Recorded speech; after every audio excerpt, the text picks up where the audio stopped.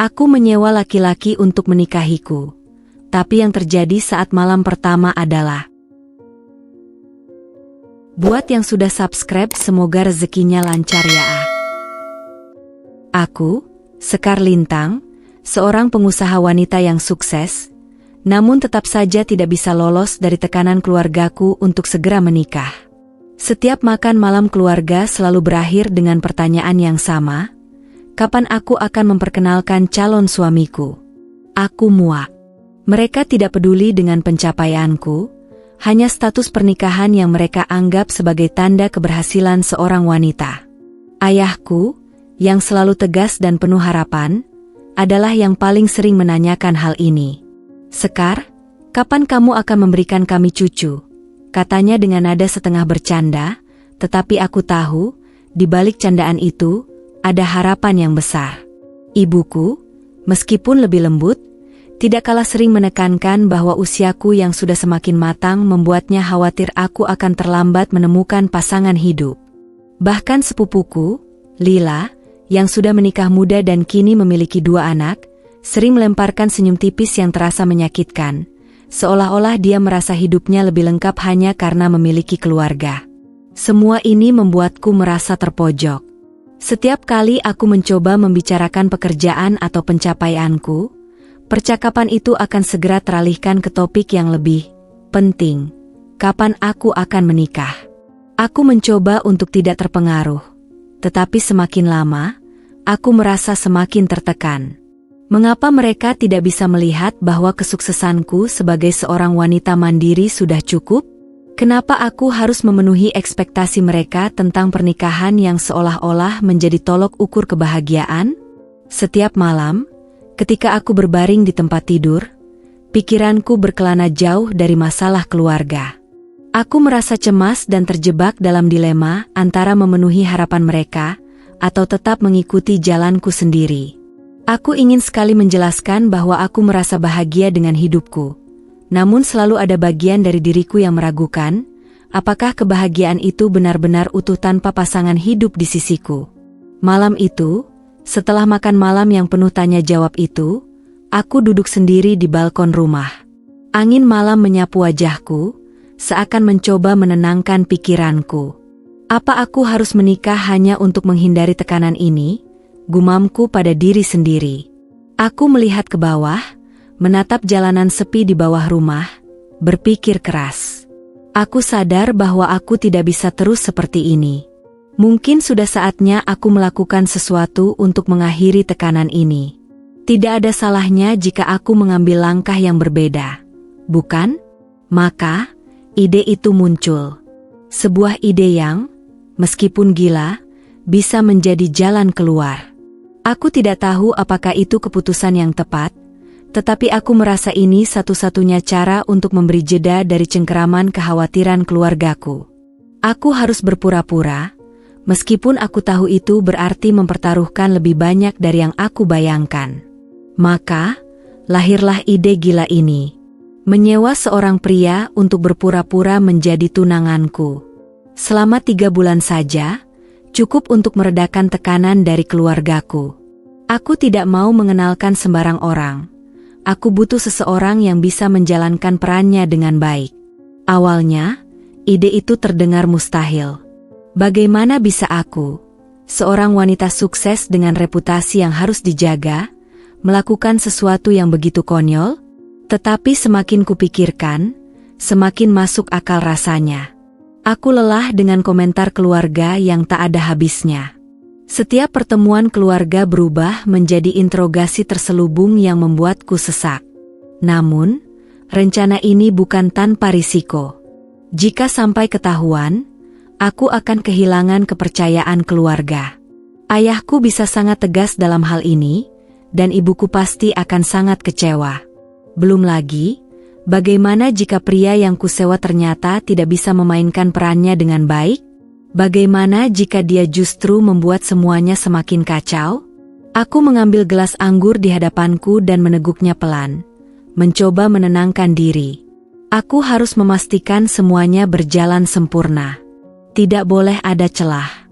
Langkah pertama adalah mencari pria yang tepat. Aku tidak bisa sembarangan memilih seseorang hanya karena dia tampan atau karismatik. Aku butuh seseorang yang bisa beradaptasi dengan cepat, memahami situasi, dan tahu cara membawa diri di depan keluargaku. Dia harus meyakinkan semua orang bahwa dia adalah pria yang sempurna untukku, tanpa terlalu berlebihan hingga terlihat mencurigakan. Aku mulai membuat daftar kriteria di pikiranku. 1. Penampilan menarik, tetapi tidak terlalu mencolok. Aku tidak ingin keluargaku curiga jika pria ini tampak terlalu sempurna. 2. Cerdas dan bisa berbicara dengan baik. Keluargaku penuh dengan orang-orang kritis yang pasti akan mengajukan banyak pertanyaan. 3. Tidak punya hubungan romantis yang bisa menjadi masalah. Aku tidak mau drama lain muncul, karena dia ternyata sudah punya pacar atau tunangan. 4. Membutuhkan uang tetapi bukan tipe yang mudah menyerah. Ini harus menjadi kesepakatan bisnis, dan dia harus bisa menjalankan perannya dengan profesional. Setelah menyusun kriteriaku, aku mulai mencari cara untuk menemukan orang yang tepat. Aku tidak mungkin mengumumkan lowongan pekerjaan dengan judul "Dicari, pria untuk berpura-pura menjadi tunangan selama 3 bulan". Itu jelas tidak mungkin. Aku memutuskan untuk meminta bantuan seorang teman lamaku, Nadia, yang bekerja di dunia perekrutan dan memiliki banyak kenalan dari berbagai latar belakang. Ketika aku meneleponnya dan menjelaskan situasiku, dia tertawa terbahak-bahak. "Kamu serius, Sekar?" Tanyanya dengan suara masih terguncang karena tawa. "Ini ide tergila yang pernah kudengar darimu." "Aku tahu ini gila, tapi aku benar-benar butuh solusi," kataku, menghela napas. Aku tidak tahan lagi dengan tekanan keluarga. Nadia terdiam beberapa saat, lalu berkata, "Baiklah, aku akan coba cari seseorang yang cocok. Tapi kamu yakin ingin melakukan ini? Apa kamu siap dengan segala risikonya?" Aku mengangguk, meskipun dia tidak bisa melihatku. "Aku siap. Selama 3 bulan saja. Setelah itu, aku bisa memberi alasan apapun untuk mengakhiri pertunangan palsu ini." Nadia masih terdengar ragu, tetapi akhirnya ia setuju untuk membantuku. "Oke, aku akan lihat-lihat. Mungkin aku punya seseorang yang cocok." Aku mengakhiri panggilan dengan perasaan campur aduk.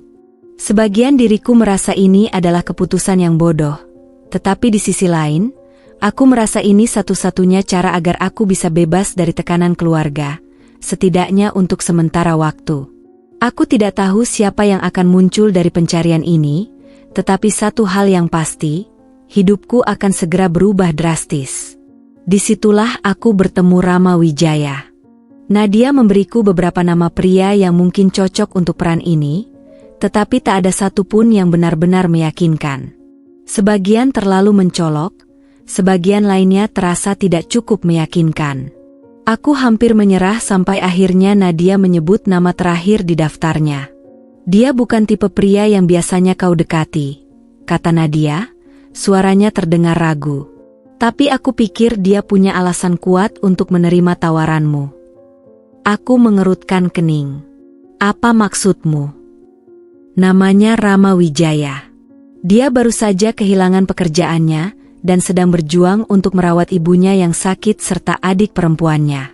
Aku tahu dia bukan tipemu, Sekar, tapi dia pria yang bertanggung jawab dan dia butuh uang." Aku terdiam. Aku memang mencari seseorang yang profesional, tapi aku juga tidak ingin menyewa pria yang hanya tertarik pada uang tanpa mempertimbangkan konsekuensi dari rencana ini.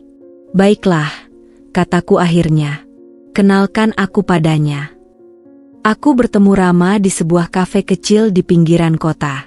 Berbeda dengan bayanganku tentang pria yang sedang mengalami kesulitan hidup, Rama datang dengan kemeja putih sederhana yang bersih dan celana jeans gelap yang pas di tubuhnya. Rambut hitamnya sedikit berantakan, tapi wajahnya tetap tampan dengan garis rahang tegas dan tatapan tajam. "Terima kasih sudah meluangkan waktu," kataku, berusaha terdengar profesional. Rama menatapku sejenak sebelum mengangguk. "Nadia bilang kamu punya tawaran untukku." Langsung ke inti. Aku menyukai itu. Aku menyilangkan jemariku di atas meja dan mulai menjelaskan rencanaku. Aku membutuhkan seorang pria untuk berpura-pura menjadi tunanganku selama 3 bulan.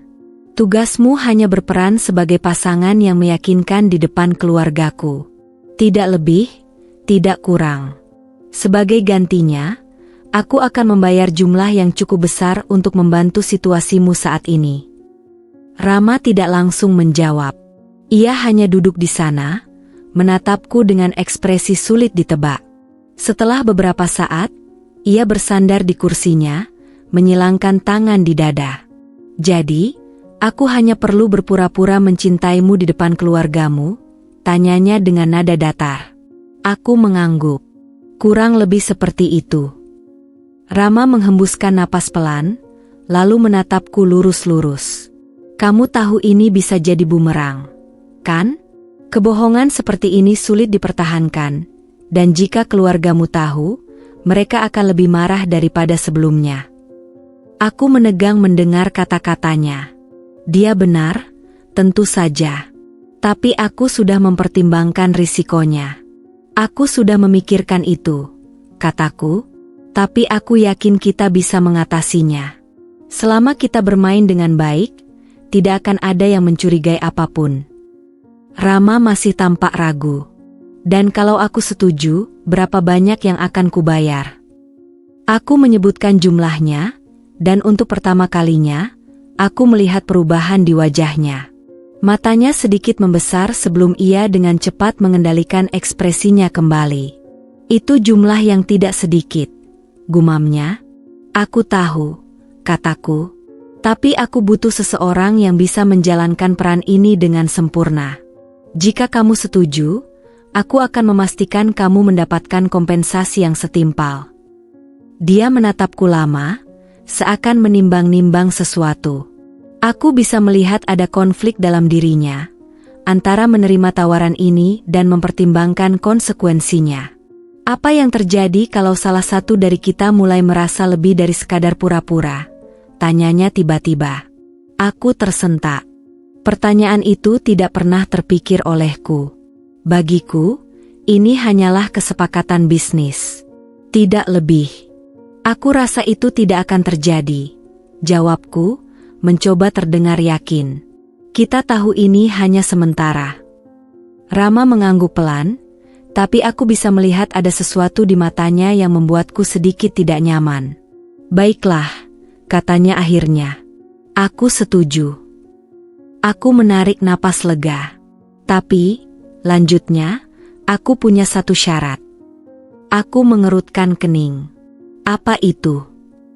Aku tidak akan berpura-pura hanya sebagai pria yang kamu tunjukkan kepada keluargamu. Aku ingin mengenalmu lebih dulu. Jika kita ingin terlihat seperti pasangan sungguhan, maka kita harus tahu satu sama lain dengan baik. Aku tidak menyangka permintaannya, tapi aku harus mengakui itu masuk akal. Oke, kataku akhirnya. Kita akan melakukannya dengan cara yang benar. Kami saling menatap sejenak sebelum akhirnya aku mengulurkan tangan. Rama menatapnya beberapa detik sebelum menjabatnya. Kesepakatan ini resmi dimulai. Aku tidak tahu apakah ini keputusan yang benar atau salah, tapi satu hal yang pasti, tidak ada jalan untuk kembali. Awalnya, semua berjalan sesuai rencana. Rama memainkan perannya dengan baik. Kami menghadiri makan malam keluarga, dan dia berhasil meyakinkan ayahku serta keluargaku bahwa dia pria yang tepat untukku. Tetapi aku salah jika berpikir ini akan mudah. Sejak awal, aku tahu keluargaku akan mengajukan banyak pertanyaan, tetapi aku tidak menyangka mereka akan begitu kritis. Makan malam yang seharusnya menjadi perkenalan santai berubah menjadi sesi interogasi terselubung. Ayahku duduk di ujung meja dengan tangan bersedekap, menatap Rama seakan mencoba menembus pikirannya. Jadi, Rama, kata ayah, suaranya tenang tapi penuh tekanan. Apa pekerjaanmu sekarang? Aku langsung menegang. Kami sudah sepakat untuk mengatakan bahwa Rama bekerja di sebuah perusahaan teknologi sebagai analis data, pekerjaan yang cukup bergengsi dan tidak terlalu sulit untuk dipalsukan. Rama tersenyum santai, tanpa sedikit pun menunjukkan kegugupan. Saya sebelumnya bekerja di sebuah perusahaan startup, Pak. Tapi sekarang saya sedang dalam masa transisi, mencoba membuka usaha sendiri. Aku menahan napas. Itu tidak sepenuhnya bohong, tapi tetap saja bukan jawaban yang kami sepakati sebelumnya. Ayah mengangkat alis, tampak tertarik. Usaha sendiri? Bidang apa? Perangkat lunak, jawab Rama tanpa ragu. Saya sedang mengembangkan aplikasi manajemen keuangan untuk usaha kecil dan menengah. Tujuan saya adalah membantu bisnis kecil lebih mudah mengelola keuangan mereka tanpa perlu menyewa akuntan profesional yang mahal. Aku nyaris menjatuhkan sendokku. Itu terdengar begitu meyakinkan, padahal aku tahu dia baru saja mengarang semuanya. Ayah mengangguk pelan. Menarik. Kamu membangun ini sendiri atau dengan tim? Ada beberapa teman lama saya yang ikut terlibat. Katanya, kami berbagi tugas sesuai keahlian masing-masing. Masih dalam tahap awal, tapi saya optimis bisa berkembang. Aku melirik Rama dengan perasaan campur aduk. Dia terlihat begitu percaya diri, seolah-olah benar-benar menjalankan bisnis itu. Jika aku tidak tahu kebenarannya, aku mungkin akan percaya sepenuhnya. Sementara itu, ibuku yang sejak tadi diam akhirnya angkat bicara. Rama, bagaimana kamu dan Sekar bertemu? Tanyanya dengan suara lembut, tapi matanya penuh rasa ingin tahu. Aku hampir saja menjawab, tetapi Rama lebih cepat. Kami bertemu di sebuah seminar bisnis, katanya sambil tersenyum ke arahku. Saat itu, Sekar menjadi salah satu pembicara, dan saya sangat terkesan dengan wawasannya. Setelah seminar selesai, saya memberanikan diri mengajaknya berbicara, dan sejak itu kami semakin dekat. Aku hanya bisa mengangguk kecil, mengikuti cerita yang dia buat begitu alami. Itu menarik, kata ibuku, tersenyum hangat. Tapi kenapa Sekar tidak pernah menceritakan soalmu sebelumnya? Aku meneguk air putih untuk menyembunyikan kegugupanku. Aku hanya ingin memastikan semuanya serius dulu sebelum mengenalkan Rama ke kalian, kataku akhirnya. Sepupuku, Robi, yang sejak tadi hanya diam, akhirnya membuka suara. Tatapannya tajam, seperti sedang mencari celah dalam cerita kami. Kalian sudah berapa lama pacaran? Tanyanya. Aku dan Rama saling bertukar pandang sekilas. Kami sudah mendiskusikan jawaban ini sebelumnya. Hampir 9 bulan, kata Rama, suaranya tetap tenang. Robi menyipitkan mata. 9 bulan, ya? Aku ingat 6 bulan yang lalu, Sekar masih selalu datang sendirian ke acara keluarga. Bahkan waktu ulang tahun Tante Mira, dia datang sendiri. Aku terdiam. Robi memang selalu punya ingatan tajam, dan kali ini, dia benar-benar menyulitkanku. Rama tertawa kecil. Kami memang tidak langsung mengumumkan hubungan kami ke banyak orang, katanya santai. Sekar orang yang sangat menjaga privasi, dan aku menghormati itu. Aku hampir ingin bertepuk tangan. Rama benar-benar tahu cara berbicara. Robi masih terlihat tidak puas, tetapi sebelum dia sempat bertanya lebih jauh, ayahku menepuk meja pelan. Yang terpenting, Sekar akhirnya menemukan seseorang yang membuatnya bahagia, katanya. Itu sudah cukup bagi saya. Aku menghela napas lega. Untuk saat ini, Rama telah berhasil meyakinkan mereka. Tetapi aku tahu ini baru permulaan. Robi tidak akan mudah percaya. Dan yang lebih buruk, aku mulai menyadari bahwa kebohongan ini bisa saja semakin sulit dikendalikan seiring berjalannya waktu. Di tengah semua kepura-puraan ini, aku mulai menyadari sesuatu. Rama tidak hanya sekadar memainkan perannya. Ada saat-saat ketika aku menangkap tatapan tulus di matanya, ketika genggamannya terasa lebih nyata dari sekadar akting. Aku tahu ini bukan bagian dari kesepakatan kami, tapi aku juga tidak bisa mengabaikan perasaan yang perlahan tumbuh di dalam diriku. Awalnya, aku mencoba mengabaikannya. Aku meyakinkan diri bahwa semua ini hanya permainan, bahwa sentuhan Rama yang terasa begitu hangat hanyalah bagian dari aktingnya. Tetapi semakin lama aku bersamanya, semakin sulit bagiku untuk membedakan mana yang nyata dan mana yang pura-pura. 1 bulan setelah sandiwara ini dimulai, aku dan Rama menghadiri acara ulang tahun ibuku. Keluarga besarku berkumpul, dan seperti biasa, mereka tak henti-hentinya mengomentari hubungan kami. Aku masih sulit percaya Sekar akhirnya membawa pria ke acara keluarga, kata Tante Mira sambil tersenyum menggoda. Biasanya dia selalu datang sendirian, terlalu sibuk dengan pekerjaannya. Aku hanya tertawa kecil, mencoba mengalihkan perhatian. Tapi sebelum aku sempat berbicara, Rama sudah lebih dulu merespons. Saya mengerti kenapa Sekar begitu fokus pada karirnya, katanya, menatapku dengan cara yang membuat jantungku berdetak lebih cepat.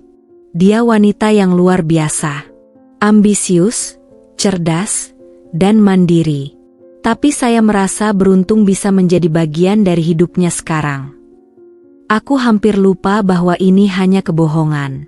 Kata-kata Rama terdengar begitu tulus, seolah dia benar-benar mengagumiku, seolah aku memang wanita spesial di matanya. Dan untuk pertama kalinya, aku berharap itu memang benar. Malam itu, setelah acara berakhir, Rama mengantarku pulang. Kami duduk di dalam mobil, diam untuk beberapa saat. Aku bisa merasakan atmosfer yang berbeda di antara kami, bukan ketegangan, tetapi sesuatu yang lebih mendalam, lebih sulit dijelaskan. Kamu tahu, kata Rama tiba-tiba, suaranya lembut. Aku tidak menyangka kita akan sampai sejauh ini tanpa ada yang curiga. Aku tersenyum kecil. Kurasa kita memang tim yang cukup bagus. Dia menoleh ke arahku, dan untuk beberapa detik, mata kami bertemu. Ada sesuatu dalam tatapannya yang membuat dadaku berdebar. Kalau boleh jujur, lanjutnya pelan, kadang aku lupa kalau ini hanya pura-pura. Aku terkejut. Apa maksudmu? Rama menghela napas, lalu menatap ke depan. Aku tidak tahu. Mungkin karena kita terlalu sering menghabiskan waktu bersama. Mungkin karena kita harus berpura-pura di depan orang lain, tapi rasanya semua ini jadi terasa nyata. Aku tidak tahu harus berkata apa. Karena sejujurnya, aku merasakan hal yang sama. Tapi aku juga tahu bahwa perasaan ini berbahaya. Ini bukan bagian dari rencana. Aku tidak boleh terjebak dalam kebohongan yang kubuat sendiri. Aku rasa kita harus tetap berpegang pada kesepakatan awal, kataku akhirnya, mencoba terdengar tegas. 3 bulan. Setelah itu, semuanya kembali seperti semula. Rama menatapku lama, sebelum akhirnya mengangguk pelan. Iya, 3 bulan. Tapi entah kenapa, suaranya terdengar tidak meyakinkan. Dan malam itu, untuk pertama kalinya sejak sandiwara ini dimulai, aku bertanya-tanya, apakah aku benar-benar bisa mengakhiri semuanya tanpa ada yang terluka? Aku tahu ini tidak boleh terjadi. Sejak awal, aku dan Rama sudah sepakat bahwa ini hanya kesepakatan bisnis. Tidak boleh ada perasaan. Tidak boleh ada keterlibatan emosi. Tapi semakin lama kami menjalani sandiwara ini, semakin sulit bagiku untuk menepis perasaan aneh yang muncul setiap kali dia menatapku atau menggenggam tanganku di depan keluargaku. Rama sendiri tampaknya juga berjuang dengan kebohongan ini. Aku bisa melihat pergulatan batinnya setiap kali dia berbicara tentang keluarganya, tentang bagaimana uang dari kesepakatan ini membantunya bertahan. Ini bukan hanya sekadar akting untuknya, ini adalah pertaruhan hidupnya. Suatu sore, aku dan Rama duduk di balkon apartemenku setelah seharian berpura-pura sebagai pasangan bahagia di depan keluargaku. Matahari hampir tenggelam, langit berubah jingga, dan suasana terasa begitu tenang. "Bagaimana keadaan ibumu?" tanyaku pelan, mencoba menembus pikirannya. Rama menatap lurus ke depan, menyesap kopinya sebelum menjawab. "Lebih baik. Obat-obatannya cukup mahal, tapi setidaknya dia bisa beristirahat dengan tenang sekarang." Aku bisa merasakan ada beban dalam suaranya. Aku tahu, Meskipun dia tidak pernah mengatakannya, dia melakukan semua ini demi keluarganya. Dan adikmu. Rama tersenyum tipis. Dia mulai mencari pekerjaan sampingan. Tidak mau terus-menerus bergantung padaku. Aku mengangguk, tapi di dalam hati aku merasa bersalah. Kesepakatan ini memang memberinya uang, tetapi aku tahu itu tidak cukup untuk menghapus beban yang dia pikul. Rama, kataku akhirnya, kalau kamu ingin mengakhiri ini lebih cepat, aku tidak akan memaksamu untuk tetap tinggal. Dia menoleh ke arahku, alisnya terangkat. Kenapa tiba-tiba bilang begitu? Aku menghela napas. Karena aku tahu ini tidak mudah untukmu. Aku tidak mau kamu merasa terjebak dalam sesuatu yang tidak bisa kamu kendalikan. Dia menatapku lama sebelum akhirnya tersenyum kecil. Sekar, aku tahu apa yang aku lakukan. Aku tidak akan mengambil kesepakatan ini kalau aku tidak siap. Aku diam. Aku ingin percaya pada kata-katanya, tapi ada sesuatu di dalam diriku yang mengatakan bahwa kebohongan ini semakin sulit dikendalikan. Beberapa hari kemudian, aku dan Rama menghadiri pertemuan keluarga besar di rumah orang tuaku. Semua orang tampak senang melihat kami bersama. Tante-tanteku terus menggodaku, sementara ayahku mulai lebih banyak berbicara dengan Rama, sesuatu yang jarang terjadi pada pria yang pernah dekat denganku sebelumnya. Aku seharusnya merasa lega. Ini yang kuinginkan, bukan?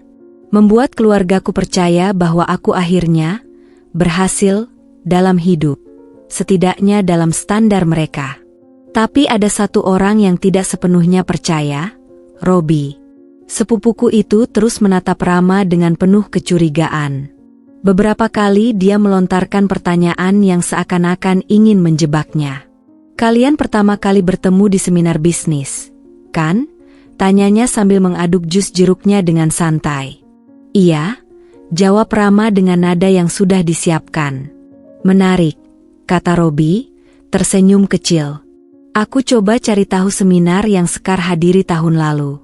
Dan anehnya, aku tidak menemukan namamu di daftar peserta manapun. Aku merasakan napasku tercekat.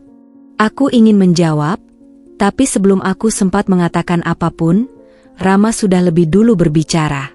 Aku masuk melalui jalur undangan seorang teman. Katanya santai, seolah tidak terpengaruh. Nama saya mungkin tidak tercatat dalam registrasi resmi. Robi menyipitkan mata, tapi tidak berkata apa-apa lagi. Aku tahu dia belum puas. Aku merasa cemas. Aku tidak yakin kebohongan ini bisa bertahan lebih lama. Dan yang lebih parah, aku tidak yakin apakah aku ingin kebohongan ini berakhir. Karena jika semuanya berakhir, apakah aku siap kehilangan Rama? Aku kira segalanya akan berjalan lancar setelah Rama berhasil meyakinkan keluargaku. Aku kira kami hanya perlu bertahan beberapa bulan lagi sampai semuanya berakhir tanpa masalah. Tapi aku lupa satu hal, masa lalu selalu punya cara untuk kembali. Hari itu, aku sedang berada di kafe langgananku, menikmati waktu sendiri setelah serangkaian acara keluarga yang melelahkan. Rama tidak bersamaku kali ini, jadi untuk pertama kalinya dalam beberapa minggu, aku bisa sedikit bernapas lega tanpa harus terus berpura-pura. Namun, kedamaian itu hanya berlangsung sebentar. Sekar. Suara itu membuatku menegang. Aku menoleh, dan di sanalah dia berdiri, Angga. Mantan pacarku yang dulu pernah kupikir akan menjadi masa depanku. Rasanya seperti deja vu. Senyumnya masih sama, sorot matanya masih menyimpan kesan percaya diri yang dulu pernah membuatku jatuh hati. Tapi kali ini, aku tidak merasa nyaman. Apa kabar? Tanyanya, menarik kursi di depanku tanpa menunggu izin. Aku menghela napas, mencoba tetap tenang. Baik. Kamu sendiri? Dia tersenyum tipis. Baik juga. Aku dengar kamu sudah punya tunangan. Aku menggenggam gelas kopiku lebih erat. Dari siapa kamu dengar? Sepupumu, Robi. Angga menatapku lekat-lekat, seperti sedang menilai reaksiku. Dia tidak begitu yakin dengan pria itu. Jantungku berdegup lebih cepat. Jadi Robi sudah mulai menyebarkan keraguannya? Ini buruk. Apa pedulimu? Tanyaku akhirnya. Angga tertawa kecil, menggelengkan kepala. Aku hanya penasaran. Kamu tidak pernah bicara soal dia sebelumnya, tiba-tiba sudah bertunangan. Terlalu cepat, bukan? Aku mengangkat dagu, mencoba terdengar meyakinkan. Bukan urusanmu, Angga. Dia menatapku lama sebelum akhirnya berkata, aku ingin bertemu dengannya. Aku merasakan gelombang panik menyerangku. Untuk apa? Karena aku ingin tahu, katanya, nada suaranya lebih serius sekarang. Aku ingin tahu apakah dia benar-benar seseorang yang bisa menjagamu, atau hanya seseorang yang kamu pakai untuk menghindari tekanan keluargamu. Aku terdiam. Dia tahu. Mungkin dia belum punya bukti, tapi dia tahu ada sesuatu yang tidak beres. Malamnya, aku langsung menghubungi Rama dan menceritakan semuanya. Kami bertemu di apartemenku, dan aku bisa melihat bagaimana rahangnya mengencang saat mendengar nama Angga. Jadi, dia mau bertemu denganku? Tanya Rama, bersandar di sofa dengan tangan terlipat di dadanya. Aku mengangguk. Dan aku yakin dia akan mencoba mencari celah dalam kebohongan kita. Rama terdiam sejenak sebelum akhirnya berkata, baik, kalau dia mau bertemu, kita akan bertemu. Aku menatapnya, ragu. Kamu yakin? Dia mengangguk, dan ada sesuatu dalam tatapannya yang membuatku percaya bahwa dia benar-benar siap. Sekar, kita sudah sejauh ini. Aku tidak akan membiarkan seseorang seperti Angga merusak semuanya. Aku tidak tahu kenapa, tapi mendengar kata-kata itu membuat dadaku sedikit lebih tenang.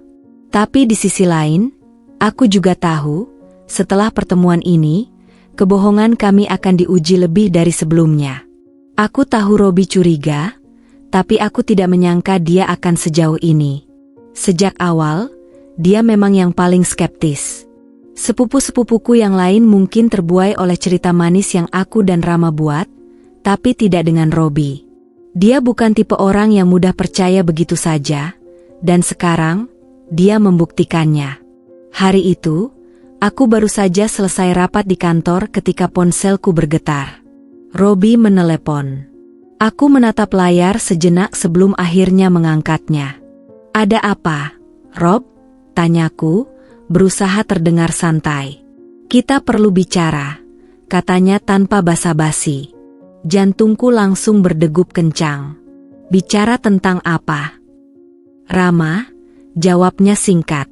Aku menggigit bibir. Maksudmu? Aku baru saja dari tempat tinggalnya, kata Robi, nada suaranya terdengar tajam.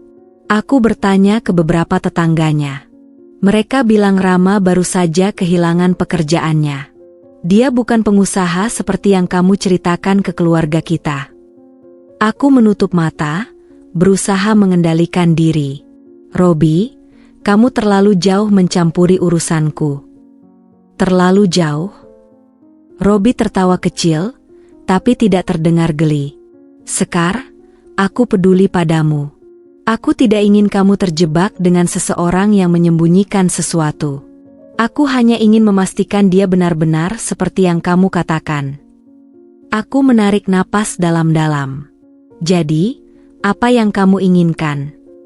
Aku ingin bertemu dengannya. Berdua. Tanpa kamu, katanya tegas. Aku merasakan gelombang panik menyerangku. Robi tidak hanya curiga, dia benar-benar berusaha mengungkap kebohongan ini. Tidak perlu, Robi, kataku, mencoba menghindar. Aku sudah cukup mengenal Rama. Tapi aku belum, potongnya cepat. Dan kalau dia memang pria baik, dia seharusnya tidak keberatan bertemu denganku, kan? Aku terdiam. Aku tahu ini jebakan. Robi ingin mengorek informasi lebih dalam, mencari celah dalam cerita yang telah kususun dengan hati-hati. Aku akan mengatur waktunya, kataku akhirnya, menyerah. Malam itu, Aku langsung menemui Rama di apartemennya. Aku menceritakan semuanya, dan dia hanya duduk di sofa dengan ekspresi datar, mendengarkan dengan seksama. Jadi dia ingin bertemu denganku? Tanyanya setelah aku selesai bicara. Aku mengangguk, merasa gelisah. Robi orangnya cerdas. Dia tidak akan mudah percaya begitu saja. Kamu harus sangat berhati-hati. Rama menghela napas, menyandarkan punggungnya ke sofa. Sekar, kita sudah sejauh ini. Aku akan menghadapinya. Aku menatapnya, masih merasa khawatir. Kalau dia tahu yang sebenarnya. Dia tidak akan tahu, potong Rama. Tatapannya serius, penuh keyakinan. Aku sudah berbohong cukup lama untuk tahu bagaimana menyembunyikan kebenaran. Aku ingin mempercayainya. Aku ingin percaya bahwa kami bisa mengatasi ini. Tapi jauh di dalam hati, aku tahu, Robi bukan orang yang mudah dikalahkan. Dan jika dia sudah mengendu sesuatu, maka cepat atau lambat, kebohongan ini akan terungkap. Aku tidak pernah membayangkan akan menikah seperti ini. Seharusnya, pernikahan adalah momen penuh kebahagiaan. Sebuah perayaan cinta antara dua orang yang benar-benar saling mencintai. Tapi bagiku dan Rama, ini bukan tentang cinta. Ini tentang mempertahankan kebohongan yang semakin dalam, tentang memenuhi harapan keluargaku, dan tentang menjaga semua yang sudah kami bangun tetap utuh. Aku menatap diriku di cermin, mengenakan kebaya putih yang begitu anggun. Aku tampak seperti pengantin bahagia, tapi di dalam, aku merasa kosong. Semua berawal dari tekanan yang semakin besar. Setelah pertemuan Rama dengan Robi, aku pikir kami berhasil lolos. Rama memainkan perannya dengan baik, menjawab setiap pertanyaan dengan tenang dan meyakinkan. Tapi ternyata, itu belum cukup. Beberapa hari kemudian, ayahku memanggilku ke ruang kerjanya. Wajahnya serius, dan aku bisa merasakan bahwa dia akan mengatakan sesuatu yang tidak ingin ku dengar. Sekar, katanya, menatapku tajam. Aku ingin pernikahan ini dipercepat. Aku menegang. Apa? Kamu sudah cukup lama bertunangan, lanjutnya, dan aku ingin memastikan bahwa Rama benar-benar serius denganmu. Tidak ada alasan untuk menunda pernikahan ini. Aku menelan ludah. Tapi, ayah. Tidak ada tapi, potongnya tegas. Aku sudah berbicara dengan keluarganya. Mereka setuju. Kami akan mengadakan pernikahan dalam waktu 1 bulan. Aku terkejut. Jadi ini bukan hanya tekanan dari keluargaku, tapi juga dari keluarga Rama? Aku menatapnya tidak percaya. Ayah, ini terlalu cepat. Apa kamu ragu pada Rama? Tanyanya, menyipitkan mata. Aku tercekat. Jika aku mengatakan iya, maka itu akan memicu lebih banyak pertanyaan. Tapi jika aku mengatakan tidak, maka aku harus menerima konsekuensi dari kebohongan ini, menikah dengan pria yang sebenarnya tidak kucintai. Aku menarik napas dalam-dalam. Tidak, ayah. Aku tidak ragu. Dan begitulah, hanya dalam 1 bulan, aku terjebak dalam pernikahan yang tidak pernah kuinginkan. Hari itu tiba lebih cepat dari yang aku duga. Pernikahan kami diadakan di sebuah ballroom megah, dihadiri oleh keluarga besar dan kolega bisnis ayahku. Semua orang tampak bahagia, seolah ini adalah kisah cinta yang sempurna. Rama berdiri di sampingku, mengenakan jas hitam yang membuatnya tampak begitu gagah. Dia terlihat tenang, tapi aku tahu di balik senyum itu, dia pasti merasa terjebak seperti aku. Ketika penghulu mulai membacakan akad, aku merasakan tanganku gemetar. Aku melirik ke arah Rama, mencari jawaban dalam matanya. Apakah dia benar-benar siap melakukan ini? Namun saat dia menatapku balik, ada sesuatu dalam sorot matanya. Bukan kebimbangan, bukan ketakutan, tapi keteguhan. Saya terima nikahnya. Dan dalam sekejap, semuanya berubah. Aku resmi menjadi istri dari pria yang awalnya hanya ku kenal sebagai bagian dari kesepakatan. Semua orang bersorak bahagia. Aku dipeluk oleh ibuku, dipuji oleh tante-tanteku, dan diberi selamat oleh teman-temanku. Tapi di dalam diriku, ada satu pertanyaan besar yang terus menggantung. Apa yang akan terjadi setelah ini? Malam itu, setelah resepsi berakhir dan semua tamu pulang, aku dan Rama akhirnya berdua di kamar pengantin. Aku duduk di tepi ranjang, masih mengenakan gaun putihku. Rama berdiri di dekat jendela, menatap keluar dengan ekspresi yang sulit diartikan. Hening. Beberapa menit berlalu tanpa ada yang berbicara. Kami berdua sadar bahwa batas antara kebohongan dan kenyataan semakin kabur. Akhirnya, aku membuka suara. Rama, kita sudah menikah. Dia mengangguk pelan, masih tidak menoleh ke arahku. Aku tahu. Aku menghela napas. Apa yang kita lakukan sekarang? Dia akhirnya menoleh, matanya menatapku dengan serius. Aku tidak tahu, Sekar. Aku benar-benar tidak tahu. Dan untuk pertama kalinya sejak semuanya dimulai, aku merasa ketakutan. Karena sekarang, kebohongan ini sudah berubah menjadi sesuatu yang jauh lebih besar. Sesuatu yang tidak bisa kami hindari lagi. Aku tahu cepat atau lambat kebohongan ini akan terungkap. Aku hanya tidak menyangka bahwa malam ini adalah akhirnya. Aku duduk di kamar pengantin, masih dalam balutan gaun putih yang kini terasa begitu berat. Pikiranku kacau, penuh dengan pertanyaan yang tak berani kusuarakan. Rama duduk di seberang ruangan, diam, seperti memikirkan sesuatu yang sama sekali berbeda. Seharusnya ini malam pertama yang penuh kebahagiaan. Tapi kenyataannya, aku dan Rama adalah dua orang asing yang terjebak dalam kebohongan yang semakin sulit dikendalikan. Semua berawal dari suara ketukan keras di pintu. Aku dan Rama saling menoleh, saling bertukar pandang sebelum akhirnya Rama berdiri untuk membukakan pintu. Di depan kami, berdiri ayahku. Wajahnya tegang, matanya penuh dengan sesuatu yang sulit dijelaskan. Amarah, kekecewaan, atau mungkin keduanya. Di tangannya, ada sebuah amplop yang tampak kusut, seolah telah digenggam terlalu erat. Ada apa, Ayah? Tanyaku, berusaha terdengar setenang mungkin. Ayah tidak menjawab. Dia melangkah masuk, menatap Rama dengan tajam sebelum akhirnya menaruh amplop itu di meja.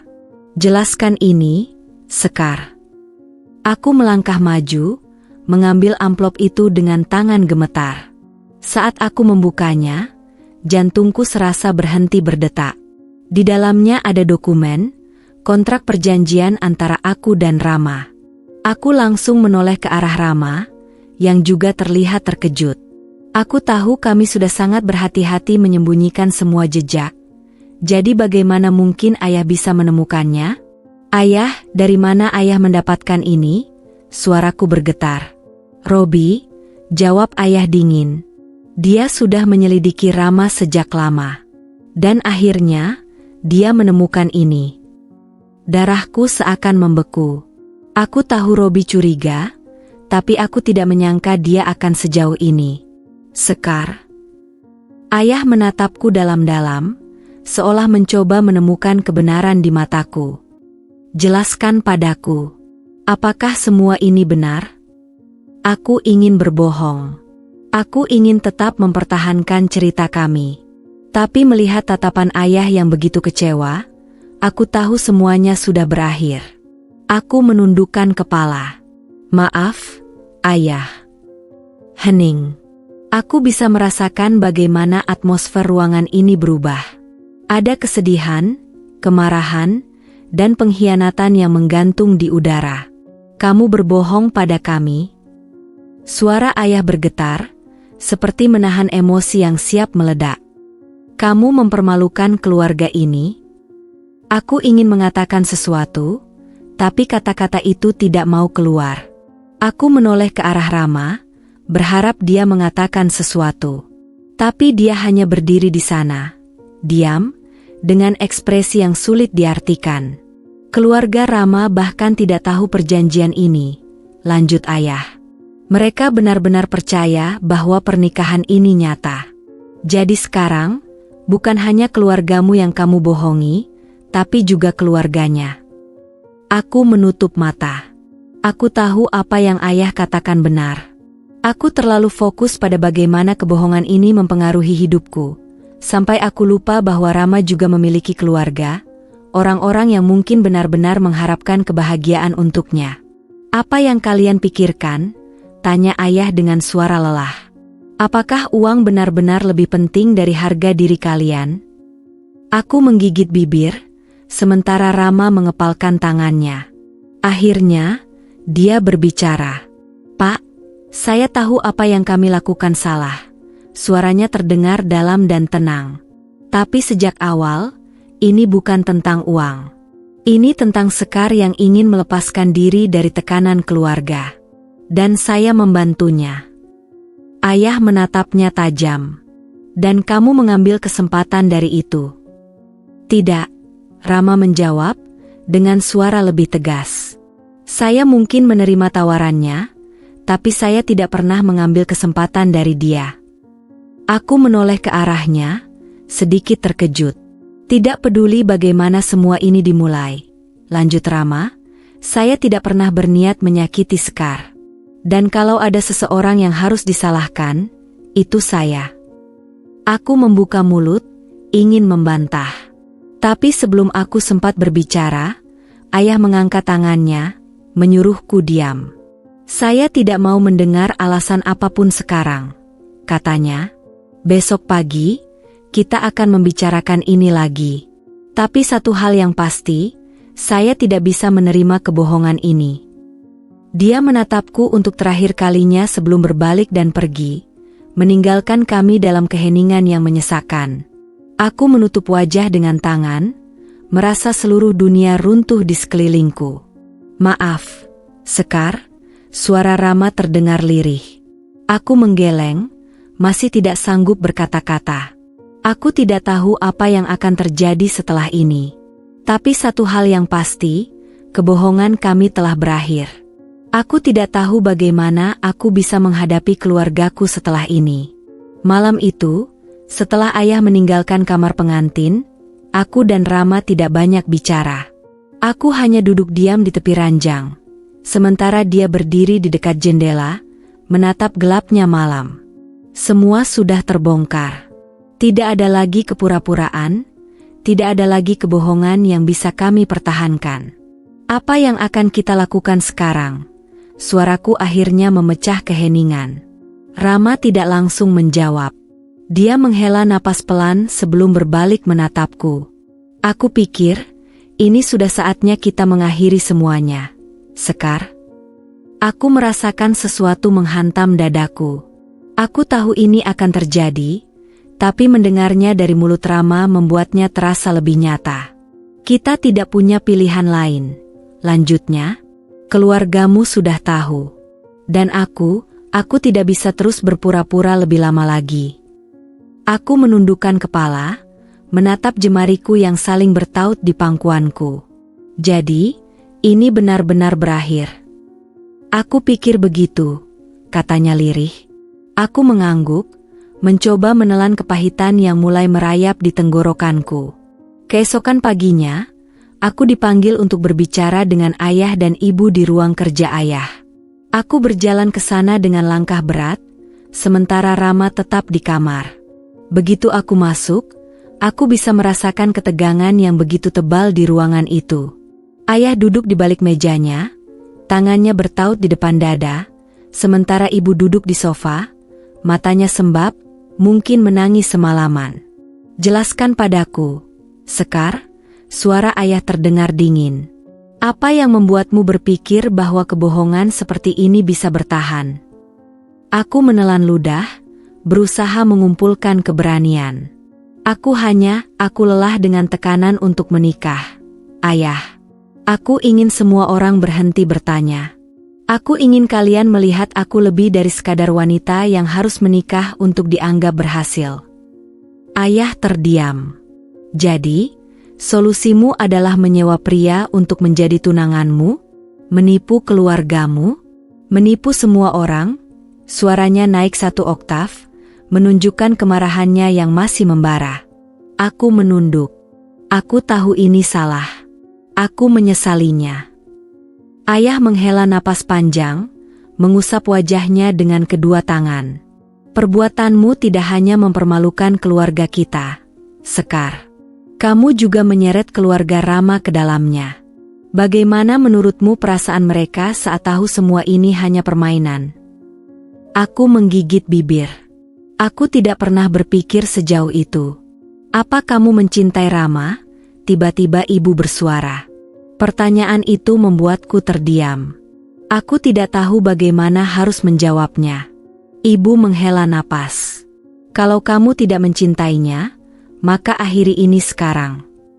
Aku menoleh ke arah ayah, berharap ada sedikit kelonggaran, tapi dia hanya menatapku dengan ekspresi dingin. Perceraian adalah satu-satunya pilihan, katanya tegas. Kami akan mengurusnya secepat mungkin. Semakin cepat, semakin baik.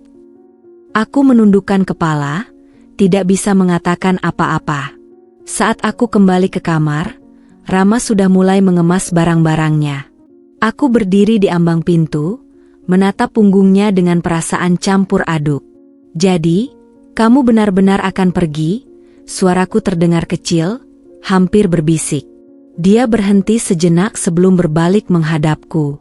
Sekar, kita berdua tahu bahwa ini tidak akan bertahan lama.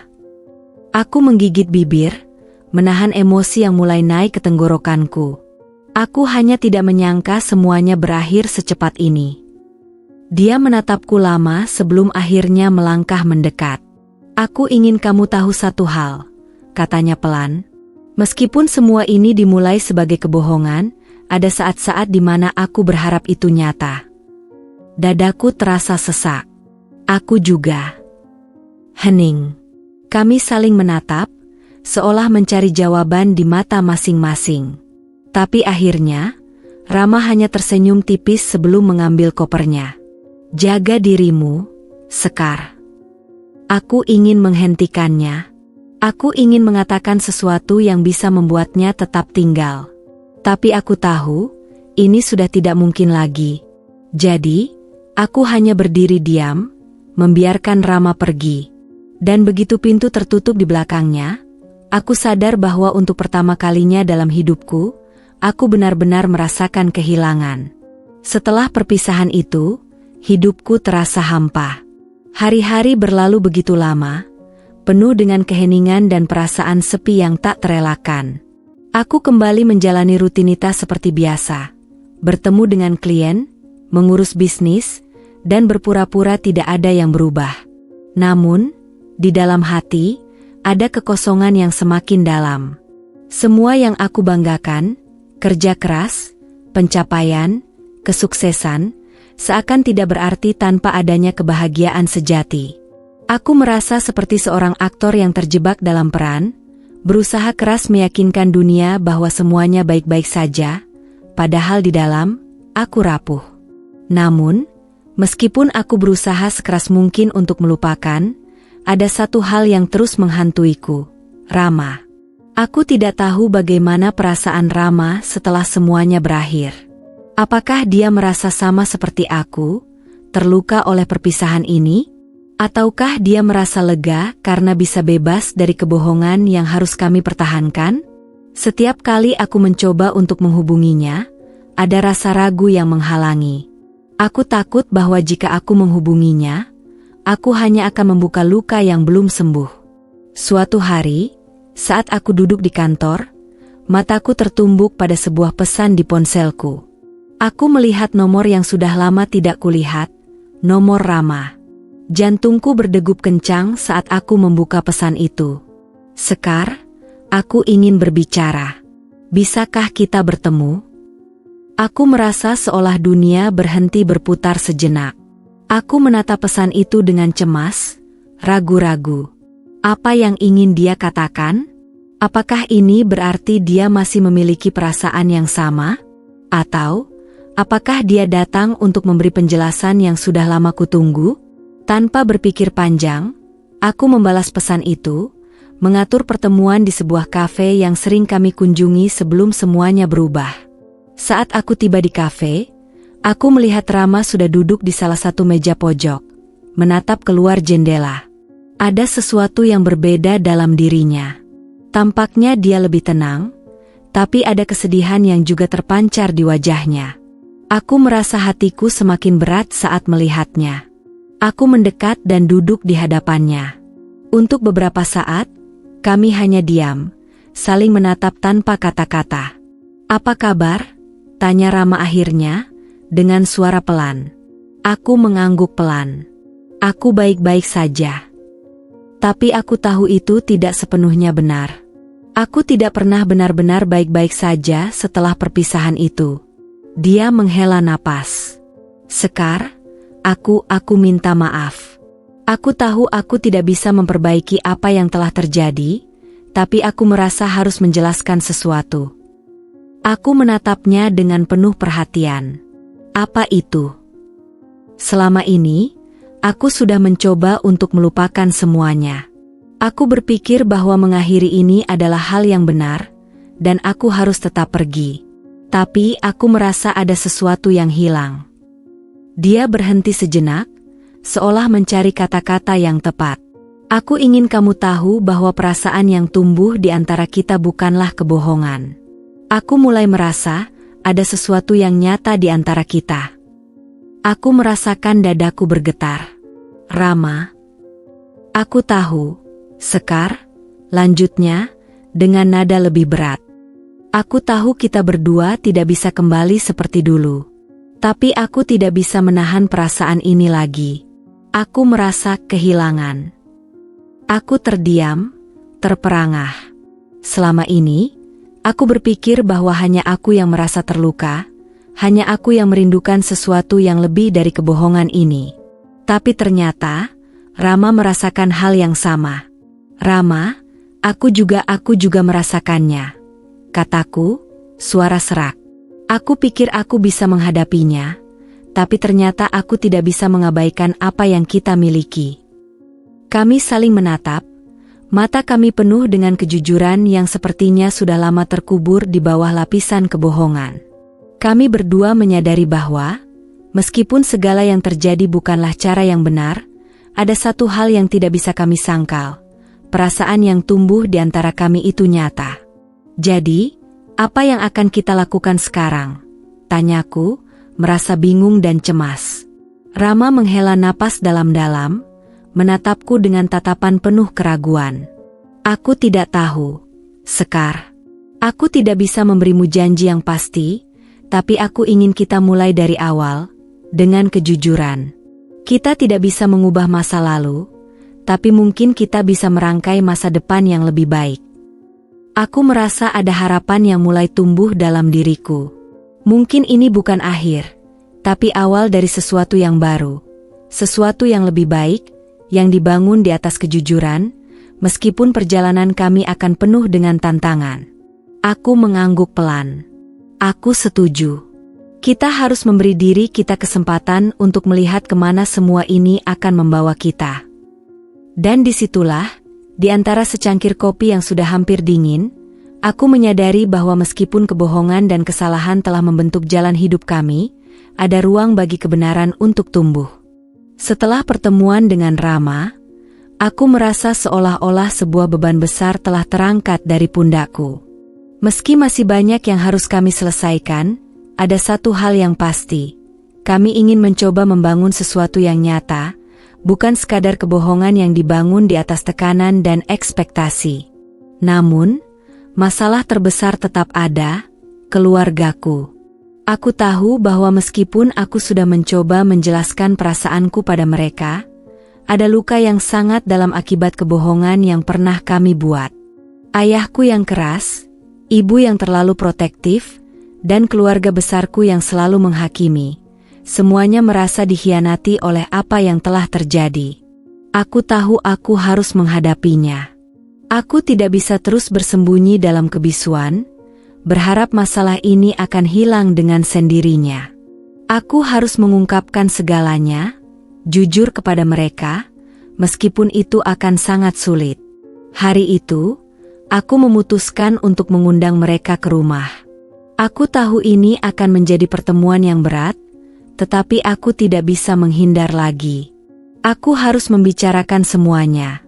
Rama, perasaanku, dan betapa aku menyesali kebohongan itu. Kami duduk di ruang makan, meja yang dulu selalu menjadi tempat yang penuh kebahagiaan. Kini, suasananya terasa tegang, dan setiap detik berlalu seolah berat. Ayahku memulai pembicaraan dengan suara rendah dan tegas. "Apa yang ingin kamu sampaikan, Sekar?" tanya ayah dengan tatapan tajam. Aku menarik napas dalam-dalam, berusaha menenangkan diri. "Ayah, Ibu, aku tahu aku telah membuat keputusan yang salah. Aku tahu kebohongan ini tidak hanya merusak hubungan kita, tapi juga hubungan keluarga kita dengan Rama." Ibu menatapku dengan mata penuh kekecewaan. "Lalu, apa yang ingin kamu katakan sekarang?" Aku menoleh ke Rama yang duduk di sampingku. "Aku ingin kalian tahu bahwa meskipun semuanya dimulai dengan kebohongan, ada hal yang lebih penting yang terjadi setelahnya. Aku mencintai Rama, dan aku ingin memberi hubungan ini kesempatan yang layak. Kami ingin mulai dari awal, dengan kejujuran." Ayah menatap Rama dengan mata penuh pertanyaan. "Dan kamu?" Rama menunduk sejenak, lalu mengangkat wajahnya dengan penuh keyakinan. "Saya tahu saya bukan pilihan yang sempurna untuk Sekar, tapi saya berjanji akan selalu jujur padanya. Saya ingin menjadi lebih dari sekadar peran yang kami mainkan bersama. Saya ingin membangun masa depan yang lebih baik, bukan hanya untuk saya dan Sekar, tapi untuk keluarga ini juga." Suasana menjadi sunyi sejenak, dan aku bisa merasakan ketegangan di antara kami.